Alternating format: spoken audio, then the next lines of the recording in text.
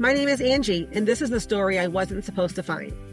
And I'm our sister, Cindy. We started this podcast with one name, Stella Smith, our great-grandmother, a woman who gave up 2 daughters, disappeared from history, and left behind almost nothing. No photos, no grave, no explanation, just a blank space where a person should have been. Until a DNA test changed everything.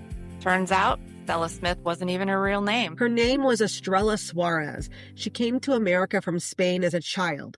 She married twice, left 2 families, and somehow managed to vanish not once, but twice from history. In season 1, we found Estrella's beginnings in America. We found family we didn't know existed. We sat across a table from cousins who'd been looking for the same woman we had from the other direction. And we thought we were closing a chapter. We were wrong. Because season 2 is where things get even more complicated and even more personal. New relatives surface, new documents turn up, and some of the answers we finally found led to questions we'd never thought to ask. This is Buried Threads, a podcast about family secrets, silence, reinvention, and what happens when the past refuses to stay buried. Welcome back to Buried Threads. This is one of our new Hanging Threads episodes.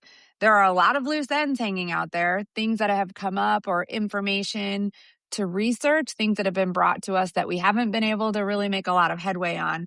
We don't have answers for yet. So we're going to share what we're researching right now, what we're looking for next, and where we're looking. And then we'd love to hear from our listeners what they think or even what they can find. So far, a lot of what we know about our great-grandmother and really a lot of our other family members is due to DNA testing and then making connections with people after we've made matches. Let's talk about close DNA matches. First of all, what is a close DNA match? Like, what that look like? What does it mean when we say this person's a close DNA match? Okay, let me just qualify to say I am not a DNA expert. I just, play one on a podcast. So I can share what I know as I understand it, but I just want to be really clear. I'm not a certified anything in this. Fair. So when you get your DNA report, your match report, it measures DNA in centimorgans, which is abbreviated as CMs. And so it'll tell you how many CMs you have in common with someone. And there's a whole chart that's pretty universally understood. If you're within this range, that typically means your first cousin, this range. And of course, the bigger and closer you get, the less options there are. When you get to be a sibling, there's really not a lot of other options. But if you're a fourth cousin, well, yeah, there's a bunch of different variations that could be. Okay. So in general, when I'm looking at all these different centimorgans, I'm really not paying attention to anything less than 45, unless there's some special reason. That has to be real special. But really, in general, I'm looking for something over 100. But the other thing is you do a little bit of triangulation because, like with regards to Estrella, I'm only looking for ones that are in her line. So I want to exclude all the other ones. And so there's a couple different ways to do that. You want to make sure when you're looking, you're in that line. So the easiest way now that I'm this point in the research, if I want to make a triangle between my mom's DNA, Ryan, or Paul, either one works, and then this third party. If mom and Ryan or mom and Paul, we know that they're related through Estrella. We know that 100% already been determined. So that means if another DNA match of any kind comes in and they're related to both Paul or Ryan, either one of those, and mom, then we know that they're in the same pool. At the place we are now in research, I'm looking for anything that can help make that triangle. There's several ways to do that. But an easy way to Ancestry, for example, go in there, go to, let's say, Ryan's list of matches, and then say, okay, here's a list of all the ones that Ryan and mom have in common. Okay, those are the ones that are most important to me. Because I get new DNA matches that come every day on Ancestry, but I really only care about the ones, at least at this moment, that are in that triangle. Okay. So like I said, anything more than 100 kind of gets my attention. It's got to be, so Paul is mom's first cousin. Actually, technically, he's her half first cousin, which also becomes important with what we're going to talk about next, because whatever the range you would expect it to be for first cousin, then you have to cut that in half to be half. He has about 230 centimorgans in common with mom. Ryan, slightly more. I think he's like 250 centimorgans in common with mom. Ryan is actually her half first cousin once removed. We talked in a different episode why. You can look at that for a different day if you want to go look up and see what that's about. But they're both in the 200, 230, 250 range. So you remember before we knew who Ryan was, when I could see the match but didn't know who he was, we talked about this in great detail. And we said, look, I knew that Ryan was related through Estrella because he was related to both Paul and Mom. And I knew that he had to have descended from a different parent than Mary Rose, then Florence, and then Marie Christine. And the reason I knew it had to be a different one is because of how close in relationship. So we talked about this then. If Ryan's match showed up closer to Paul, and it would have been significantly closer than to Mom, that would mean, oh, he comes from that line, from Mary Rose's line. On the other hand, if Ryan was showing up closer to Mom than he was to Paul, that would say, oh, this came through either Florence or through Marie Christine. But Ryan was equal distance to both of those, which means that he had to come from another, which ended up being proven to be true. We proved that he came from Estrella's youngest child, which we didn't even know existed at the time. Now we know is Edward. So that becomes important for the next thing. So here's what happens. I am just doing a little bit of research one day, clicking on the computer, and I'm checking to see if there's any new DNA matches. You do that every once in a while, anything new pop up in these bigger numbers. Embarrassingly, I stumbled on this by accident because what happened is I was trying to go to GEDmatch, GEDmatch, which is a place that we have Mom's DNA uploaded. I typed that in, but you know how Google likes to be all sneaky and put these paid links first. And so I clicked on what I thought was GEDmatch, but actually it was called Genome Link.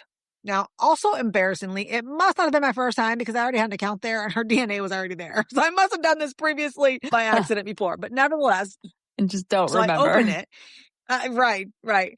So I open it. It says, look at the new DNA matches. I look at the new DNA matches and here is this, DNA match, new DNA match at 859 centimorgans.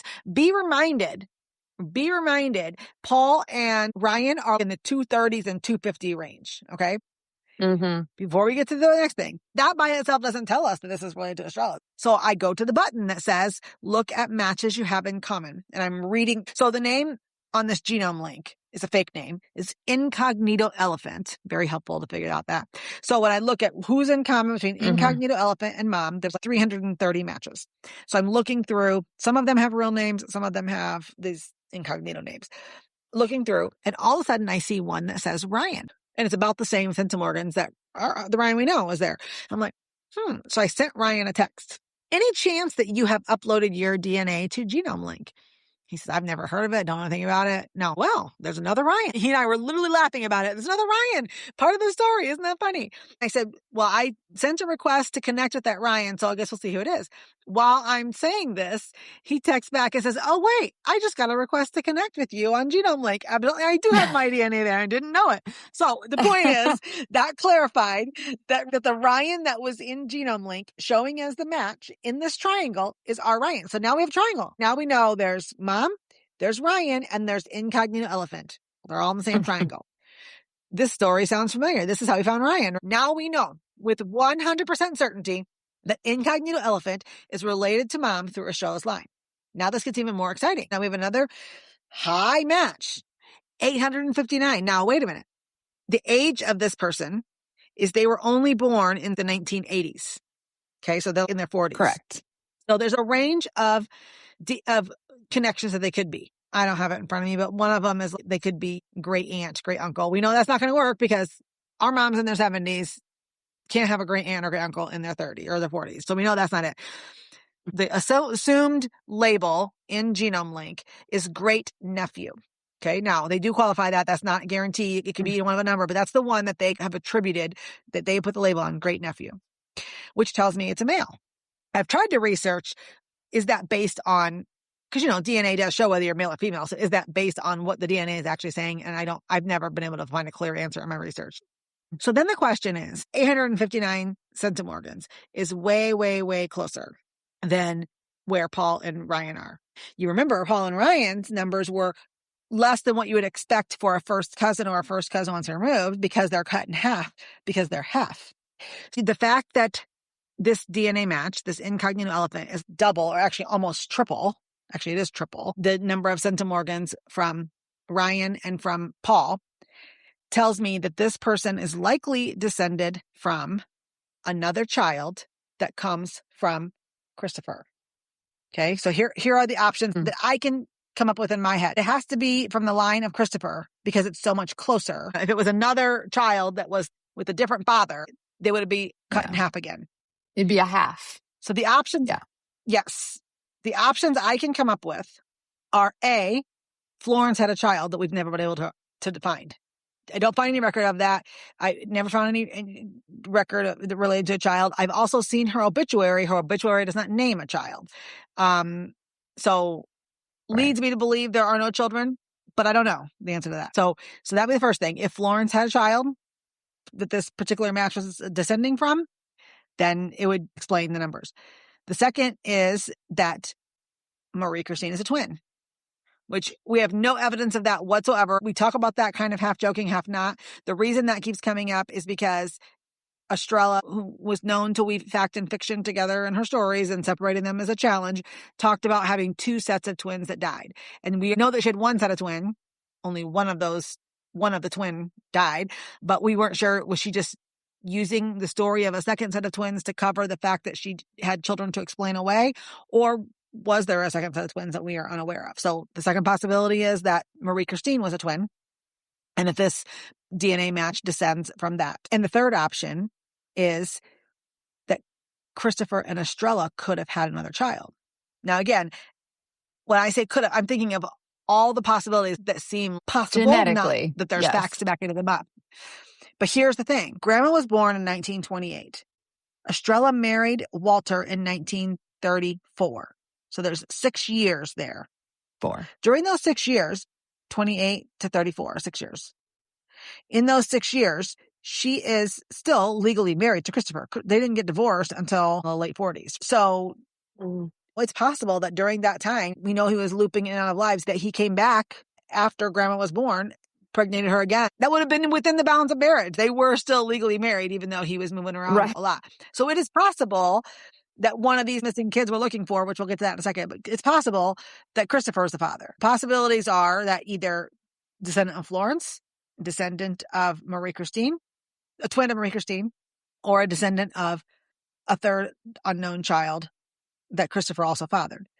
The other possibility exists that it could be another child of Mom's brother. So Mom's brother, Frank, we know his children and we know their children, and that doesn't seem to be a mystery necessarily, but it could be in there. So here's the interesting thing. Mom's brother, Frank, has a son, our cousin, has 2 daughters. Both of those daughters have DNA tested. They are actually Mom's closest DNA matches. They're both in Ancestry. I've had conversation with one of the sisters. The one sister, the one I talked to, has a centimorgans around 900. 980, I think. And then the other sister has like 1,040 centimorgan. But the point is, they would be Mom's great niece. And you see these centimorgans are exactly in that same range, and this thing is saying great nephew. So the other possibility exists that either Frank had another child that we don't know about that had a child.